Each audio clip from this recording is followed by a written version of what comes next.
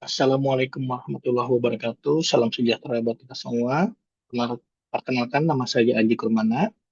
Kali ini kita akan membahas eh, satu kejadian insiden di salah satu pabrik petrokimia di Jepang. Lalu kita akan membahasnya dari sudut pandang analisis chain of events atau rantai kejadian. Mungkin langsung saja ya.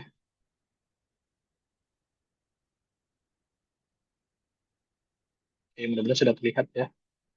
Jadi eh, di tahun 2007 ya, tepatnya di 21 Desember 2007 terjadi kebakaran di Mitsubishi Chemical Corporation, pabrik Kashima Jepang, di mana kejadian tersebut menewaskan 4 orang pekerja ya dan menimbulkan dampak terhadap produksi etilen yang ada di Jepang.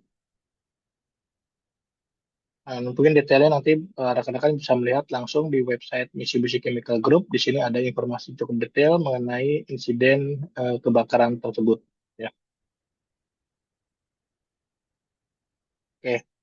Eh, Kejadian seperti apa sih ya? Jadi kejadiannya ini terjadi di Mitsubishi Chemical Corporation, tepatnya ada di Kashima Plant yang berlokasi di Prefektur Ibaraki, di mana kejadiannya terjadi pada tanggal 21 Desember 2007 sekitar pukul 11.30. Ini lokasi pabriknya, jadi kurang lebih mungkin 100 kilometer dari Tokyo.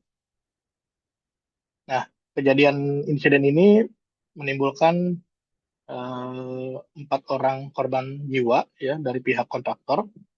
Lalu dari dampak lingkungan, ada jelaga hasil kebakaran yang tersebar di area sekitar pada saat terjadi kebakaran. Memang tidak ditemukan hasil yang abnormal pada air, udara sekitar, dan lingkungan sekitar di luar jelaga tersebut. Ya. Lalu secara bisnis, pabrik etilen nomor 2 itu mengalami kerusakan serius dan harus berhenti beroperasi selama sekitar 3 bulan sebelum akhirnya proses operasi kembali secara bertahap. Dan total kerugian itu kurang lebih sekitar 8,2 miliar yen. Nah, ini kurang lebih foto kejadian pada saat proses pemadaman di lapangan. Nah, lokasi kecelakaan itu sendiri itu ada di pabrik etilen nomor 2, di mana pabrik etilen nomor 2 ini mempunyai fasilitas yang kita sebut cracking furnace nomor 1 sampai 7 yang mulai beroperasi di tahun 1992. Lalu ada juga cracking furnace nomor 8. Nah, ini dibangun tahun 2006 jadi relatif baru dibandingkan fasilitas yang lainnya dan mempunyai desain konstruksi yang berbeda dengan furnace lainnya. Nah, cracking furnace ini berfungsi untuk mengubah bahan baku berupa nafta dan kerosin menjadi produk intermediate petrokimia seperti etilen. Insiden tersebut terjadinya di cracking furnace nomor 8. Jadi kalau detailnya kurang lebih seperti ini ya. Di sini ada raw material, lalu raw material sendiri akan mengalami thermal cracking di furnace, lalu sebelum dikirim ke proses selanjutnya ini didinginkan oleh quencher atau pendingin. Nah, pendinginnya ini menggunakan quench oil, di mana di salah satu aliran pipaannya itu ada fasilitas namanya AOV. Nah, di fasilitas inilah terjadi kebocoran quench oil. Ya. AOV sendiri itu sebenarnya adalah singkatan dari Air Operated Valve. Jadi di mana valve yang dioperasikan dengan menggunakan udara bertekanan. Di sini ada compressed air sebagai penggerak, lalu di sini ada operation switch. Jadi untuk membuka atau menutupnya dengan menggunakan switch ini. Lalu di sini ada flank, di sini ada spacer yang kalau normal operasi ini ya terbuka ya. Terbuka itu artinya tidak terblok gitu. Nah, kejadiannya seperti apa? Nah, kecelakaan ini terjadi setelah terjadi menyelesaikan proses decoking, yaitu proses pembersihan residu atau coke dari tupurnya. Di proses decoking tersebut, block plate atau blind plate itu dipasang di flank yang tadi saya tunjukkan. Nah, tujuannya untuk mencegah aliran quench oil masuk dalam quencher. Saat proses melepas blok plate tersebut, kondisi AOV itu tidak sengaja terbuka dan mengakibatkan kebocoran quench oil yang pada akhirnya mengakibatkan kebakaran. Penyebab langsung timbulnya api sendiri itu tidak diketahui apakah disebabkan oleh percikan listrik atau terkena pipa yang permukaannya panas di atas ignition point. Tapi hasil investigasi menyatakan bahwa operation switch AOV tersebut tersentuh dan mengakibatkan posisi switch menjadi open atau terbuka yang dikarenakan terkena rantai dari hoist saat proses melepas blok plate. Jadi kalau digambarkan kurang lebih seperti ini ya. Jadi saat lepas block plate ya, ini rantainya ini tidak sengaja atau menyentuh dari operation switch. sehingga AOV-nya tersebut tadinya tertutup menjadi terbuka. Ya. Nah, ini juga ada beberapa fakta lain hasil investigasi di mana eh, proses pemasangan dan pelepasan blok plate pada saat decocking itu hanya dilakukan di furnace nomor 8, sementara di furnace lainnya itu tidak dilakukan karena konstruksinya berbeda. Lalu AOV operation switch-nya itu tidak dilindungi dalam kotak pelindung karena pertimbangan posisinya yang cukup tinggi, sekitar 2 meter dari permukaan lantai. Lalu juga katup suplai udara bertekanan untuk AOV yang sendiri itu tidak ditutup saat kejadian, ya karena ya salah satunya itu posisi power supply-nya ini juga jauh dari AOV operation switch sehingga menyulitkan pengoperasian. Dan juga standar internal tidak secara spesifik dan jelas menyebutkan pengoperasian valve supply udara tersebut pada saat proses cooking. Lalu juga AOV sendiri juga tidak dilindungi dengan mekanisme penguncian seperti rantai ya untuk mencegah terbuka dengan pada saat seharusnya tertutup ya. Dan juga dokumen checklist yang mencatat hal tersebut tidak ditemukan.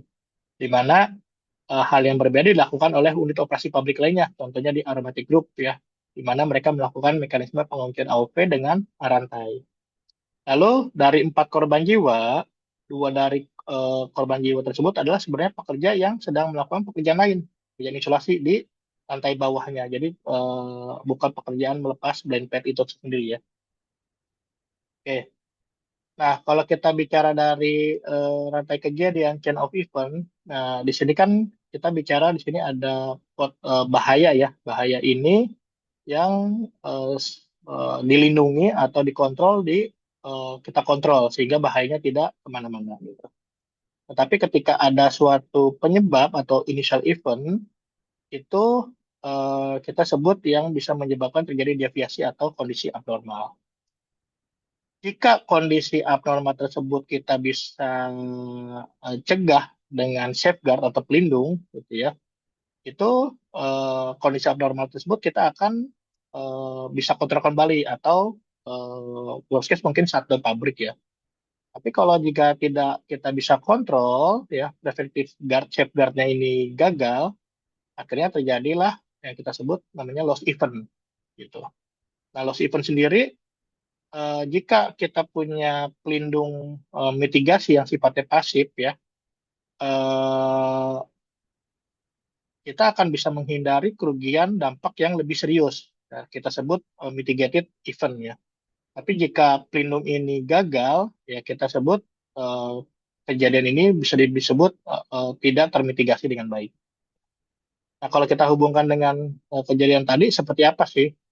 Ya, jadi kalau kita analisis hazard yang terjadi itu adalah, sorry, maaf, hazard yang ada itu adalah material mudah terbakar. Dalam hal ini ada quenching oil yang sebenarnya itu sudah terkontrol. Tapi pada saat ada abnormality yang disebabkan AOV switch-nya itu terbuka secara tidak sengaja oleh rantai hoist.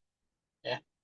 Lalu karena AOV switch ini terbuka mengakibatkan adanya deviasi. Deviasinya apa? Deviasinya berupa quenching oil itu bocor dari perpipaan atau yang kita sebut mungkin loss of primary containment LOPC. Nah, sayangnya deviasi ini tidak terproteksi tadi oleh protective safeguard ya sehingga menyebabkan adanya loss event. Loss eventnya berupa kebakaran di pabrik etilen nomor 2 yang tepatnya di pabrik furnace nomor 8 dan fasilitas lain yang terdampak sekitarnya. Dan loss event ini mengakibatkan adanya impact berupa 4 korban jiwa, lalu ada dampak lingkungan berupa jelaga di area sekitar kebakaran dan juga kerusakan fasilitas furnace nomor 8 juga fasilitas sekitarnya dan juga terkait gangguan bisnis serta kerugian finansial. Nah, kalau kita bicara tadi mengaitkan dengan analisis chain of event, ya sebenarnya ketika ada initial cost ini secara prinsip bisa kita hindari dengan adanya preventif safeguard sehingga untuk menghindari loss event. Atau jika juga loss event sudah terjadi, ya bisa dikurangi dampaknya dengan mitigatif safeguard. Nah, kalau dari eh, kasus yang tadi itu, apa sih kira-kira preventive safeguard yang bisa kita lakukan? Yang pertama itu artinya dari segi peralatan, ya. itu kita bisa lakukan mekanisme proteksi yang mencegah AOV operation switch-nya itu dapat beroperasi secara tidak sengaja. Misalkan terletakkan dalam kotak yang terlindungi. Atau juga sistem LOTO pada AOV, ya, lockout, take out, untuk mencegah AOV itu beroperasi secara tidak sengaja. Jadi AOV itu dikunci dengan rantai, lalu diberi tagging gitu, lalu serta menutup valve suplai udaranya sendiri, ya, yang sebagai penggerak, ya, untuk mencegah AOV mencegah beroperasi secara tidak sengaja. Lalu selanjutnya yang kita bisa lakukan adalah desain ulang valve suplai udara sehingga berdekatan dengan AOV operation suite, ya, untuk memudahkan identifikasi dan operasi. Ini sebenarnya berkaitan dengan yang di atasnya tadi, ya. Ketika kita melakukan loto, valve suplai udaranya itu kita tutup, ya. Dan juga memastikan insulasi peralatan dan perpipaan berfungsi dengan baik. Nah, ini terkait dugaan api yang disebabkan menyentuh permukaan yang panas. Lalu dari sisi manajemen sistem, kita bisa lakukan pre-startup preview untuk memastikan fasilitas baru itu siap untuk dioperasikan. Ini kaitannya dengan tadi, ya, kalau rekan-rekan ingat, desain konstruksi furnace nomor 8 yang berbeda dengan furnace nomor 1 sampai 7.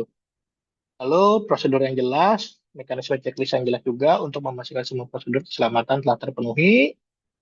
Lalu adanya peningkatan budaya keselamatan atau safety culture, terutama terkait pemahaman know why, ya, dan komunikasi dalam satu grup perusahaan, sehingga tidak ada lagi itu jadi perbedaan antara satu unit operasi dengan unit lain. Tadi, ya, kalau kita refleksi, di mana di unit operasi yang lainnya itu mereka melakukan penguncian AOV dengan rantai, tapi di kasus insiden ini tidak dilakukan, gitu. Lalu juga penerapan manajemen pekerjaan paralel untuk pekerjaan yang dianggap mempunyai resiko tinggi. Nah, ini kaitannya dengan tadi, di mana terjadi dua orang korban jiwa, ada melakukan pekerjaan paralel yang ada di lantai bawahnya. Lalu untuk dari mitigatif safeguard yang mungkin bisa dilakukan adalah pertama, untuk meminimalisir dampak, kita terkait dengan early warning system dalam kondisi darurat sehingga semua orang elemen itu bisa dapat mengetahui secara cepat, ya.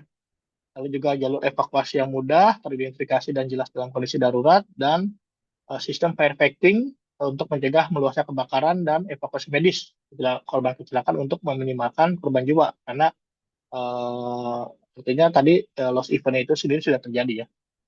Lalu dari sistem manajemen sistem yang bisa dilakukan adalah sistem komunikasi dalam keadaan darurat yang melibatkan tidak hanya karyawan, tapi juga karyawan dan kontraktor, lalu unit operasi bisnis lain, sesama tetangga, masyarakat sekitar, dan perangkat pemerintah terkait untuk supaya loss event yang terjadi itu bisa diminimalisir dampaknya. Oke, mungkin itu saja dari saya, dan ini ada beberapa sumber referensi untuk mungkin rekan-rekan jika ingin mengetahui lebih lanjut terkait dengan kasus kebakaran ini dan apa apa yang bisa kita pelajari dari itu, ya. Terima kasih atas waktunya. Saya akhiri. Assalamualaikum warahmatullahi wabarakatuh.